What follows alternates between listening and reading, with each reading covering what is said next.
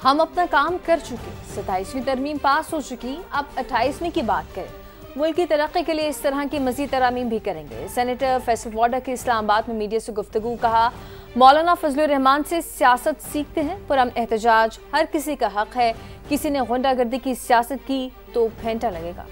वज़ीर आज़म साहब ने एक ज़बरदस्त काम किया और मैं बड़ी बात को कदर करता हूँ। मौलाना साहब को राज़ी कर लेंगे, आप भी गए थे उनके पास। मौलाना साहब मेरे बड़े, हम उन्हें सियासत सीखते हैं। आपको जब कहा है कि अब आप 28वीं की बात करें, अब इसमें कोई दम नहीं रहा, मसाला ही नहीं है बेचने के लिए यार, ऐड भी नहीं मिलेंगे। अच्छा, तो 27वीं पास होकर 28वीं की बात करें, तो 28वीं तरमीम है क्या, ये तो बताएं ना। जब आएगी तो उससे पहले बताऊंगा, अभी सब कुछ बता दूंगा, फिर बाद में कैसे रिकॉर्डिंग करोगे। अभी तक तो अल्लाह की मेहरबानी, जो कहा है वो हुआ है। मैंने आपको कहा ना, इस हफ्ते आप लोग ये खेलेंगे जमहूरी 27वीं, उसके बाद फिर हम मुसवदे के साथ सारे बैठेंगे। हम अपना काम कर चुके हैं, क्योंकि ये पास हो गई है। क्योंकि ये तो अभी आपको जमहूरी रवायतों के पेश नज़र कि आप लोग सब ना सवाल जवाब करें, तो जमहूरियत भी आपको लेके चल रही है आपके साथ साथ। फिर आप लोग अगले हफ्ते जो है मुसद्दे बात करेंगे, फिर उसके अगले हफ्ते का मैं आपको नया टॉपिक दूँगा। सर ये उसमें मसाला बिकेगा, यही टॉपिक होगा। आएगी, बिल्कुल आएगी। अच्छा सर, सर इसके निज़ाम जो तरमीम पास हुई है, इससे हाइब्रिड निज़ाम मजबूत होने जा रहा है या जमहूरियत मजबूत? देखा, मुझे आपका सवाल बहुत अच्छा जो लगा। पास होने जा रही है सर, हो गई है। अच्छा सर, जमहूरियत मजबूत हो रही है या हाइब्रिड निज़ाम? सर, जमहूरियत, इस्टेब्लिश्ड डेमोक्रेसी का मैं मुद्दा हूँ, हमेशा याद रखिए। ये हमारी मुल्क की ज़रूरत है, हमारा डिफेंस लाइन सॉलिड हो गया और ऐसी और अमेंडमेंट्स की रिक्वायरमेंट होगी मुल्क की तरक्की के लिए, हम करते रहेंगे। सर, इस्तिस्ना सदर को मिल गया है। सर, अगर आरिफ अलवी भी कोई एहतजाज करते हैं, कोई PTI के एहतजाज की क़यादत करते हैं, उनको इस्तिस्ना हासिल होगा, उनको ऊपर कोई केस नहीं बनेंगे? सर, डंडा धोस बदमाशी गुंडागर्दी की सियासत कोई भी करेगा, फेंटा लगेगा खुल के, बैन होने के चांसेस है। गवर्नर राज भी लग सकता है, वो कोई हो। इस बार डिग्गी में डिग्गी की जरूरत नहीं भाई, ना डिग्गी की जरूरत है, किसी की जरूरत। आपको किसी फोरम पे चाहिए, हमारे वोट एक्स्ट्रा हमारे पड़ेंगे। 27वीं आईनी तरमीम पर सेनेट इजलास में मजीद बहस जारी है। हुकूमत को तरमीम की मंजूरी के लिए 64 वोट दरकार हैं। इस वक्त 35 से जायद अरकान हुकूमती नशिस्तों पर बराजमान हैं। हुकूमती इत्तेहादी जमातों के अकाबरीन के सेनेटर से राब्ते, फौरी सेनेट इजलास में पहुँचने की हिदायत। सेनेट में मुख्तलिफ अरकान 27वीं आईनी तरमीम पर बहस में हिस्सा ले रहे हैं।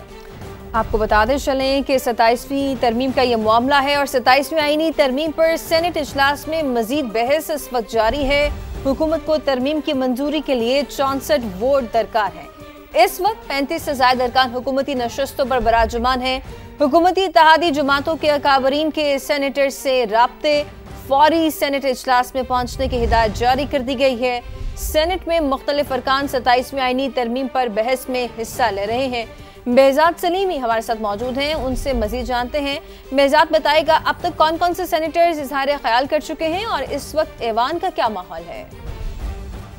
जी, इस वक्त सेनेट का इजलास जारी है, जिसमें 27वीं आईनी तरमीमी बिल पर आज भी मजीद बहस हो रही है और इस हवाले से अभी PTI की सेनेटर फौजिया अरशद जो हैं वो इजहार ख्याल कर रही हैं और उन्होंने इस आईनी तरमीम पर शदीद तनकीद करते हुए इसे मुस्तरद किया है। जबकि इससे पहले आगा शाहजेब दुरानी ने और दीगर सेनेटर्स ने इजहार ख्याल किया और उन्होंने अपोजिशन को शदीद तनकीद का निशाना बनाया और कहा कि अपोजिशन तनकीद बराए तनकीद कर रही है, क्योंकि जो मिसाक जमहूरियत है उसके तहत ये आईनी अदालत कायम होने जा रही है और इस मिसाक जमहूरियत पर जो बानी PTI हैं उनके भी दस्तखत मौजूद थे।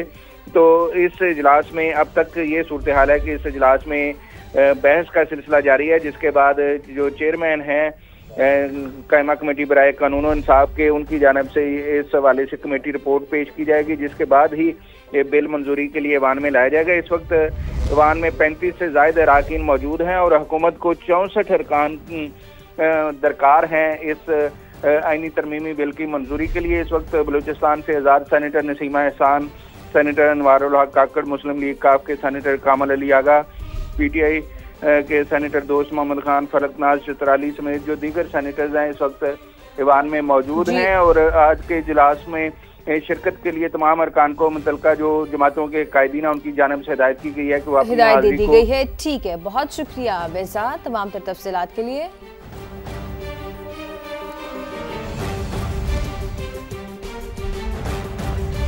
वज़ीर क़ानून आज़म नज़ीर तारड़ ने कहा है कि आईनी तरमीम के लिए नंबर पूरे हैं, इसीलिए आगे बढ़ रहे हैं। किसी किस्म का कोई डेडलॉक नहीं, हाउस में रौनकें लगी हैं, सब अच्छा है।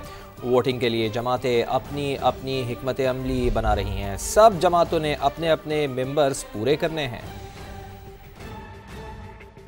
सब अच्छा है। ये सर आपको मसला चाहिए होता है, बुरी खबर आपके लिए ये है कि मसला कोई नहीं है। सर कितने नंबर है हुकूमत के पास? नंबर पूरे हैं तो कर रहे हैं ना जी। आपको नजर नहीं आ रहा, आप असल में हाउस का नहीं ना देख रहे हैं कि वहाँ पे रौनक लगी हुई है। सर कोई डेडलॉक तो नहीं है अभी? नहीं है डेडलॉक सर। डिप्टी प्राइम नहीं है। Minister sir, deputy prime minister साहब भी इधर ही, और वो लीडर ऑफ हाउस है भाईजान, हमने आपकी तसल्ली करा देते हैं। जी सर, जी सर, जी सर। वोटिंग के अमल के लिए पार्टीज ने स्ट्रेटेजाइज करना होता है, अपने मेंबर्स पूरे करने हैं। आपको ये मालूम है कि मतलूबा तादाद होगी तो वोटिंग होगी, ऐसे ही है ना जी। तो इसलिए ये मुशावरत हमेशा होती है, पहली दफ़ा नहीं हो रही। पिछली दफ़ा आपको याद है कि रात 8 बजे वोटिंग शुरू हुई थी, अभी तो इंशाअल्लाह अज़ीज़ और घंटे। वफाकी वज़ीर इत्तलात अता तारड़ ने कहा है कि आईनी तरमीम के लिए नंबर्स पूरे हैं। हुकूमत और पीपल्स पार्टी के दरमियान किसी किस्म का कोई डेडलॉक नहीं है। दिफा मजीद मजबूत बनाने के लिए तरामीम लाई जा रही हैं। वज़ीर आज़म का अपने इस्तिस्ना की शिक आईनी तरमीम से ख़त्म कराना काबिल तहसीन इक़दाम है। शहबाज शरीफ खुद को अवाम के सामने जवाब दे समझते हैं। सदर मुमलिकत को इस्तिस्ना देने में कोई हर्ज नहीं। सब चुके लीन हैं, आपके पास वोट पूरे हैं आज? देखिए इंशाल्लाह वोट पूरे हैं और अल्हम्दुलिल्लाह इसमें किसी किस्म का कोई अभाव नहीं है और ये एक पॉजिटिव कॉन्स्टिट्यूशनल अमेंडमेंट है। सुनने में आया कि पीपल्स पार्टी के साथ कोई डेडलॉक चल रहा है। किसी किस्म का कोई डेडलॉक नहीं है। जो तजवीज़ रह गई उस पर ना आ सकी, क्या वो 28? ये एक ऑनगोइंग डिस्कशन, ऑनगोइंग प्रोसेस है जिसके तहत डिस्कशन होती रहती है और बेस्ट पॉसिबल हल जो है निकाला जाता है। पार्लिमानी कमेटी की प्रोसीडिंग्स आपके सामने है और मैं समझता हूँ कि जिस तरह वज़ीर आज़म साहब का जो एक इस्तिस्ना ना लेने का एक फ़ैसला था, उन्होंने समझा कि वो जवाबदेह हैं अवाम की अदालत में भी और कोर्ट ऑफ लॉ में भी।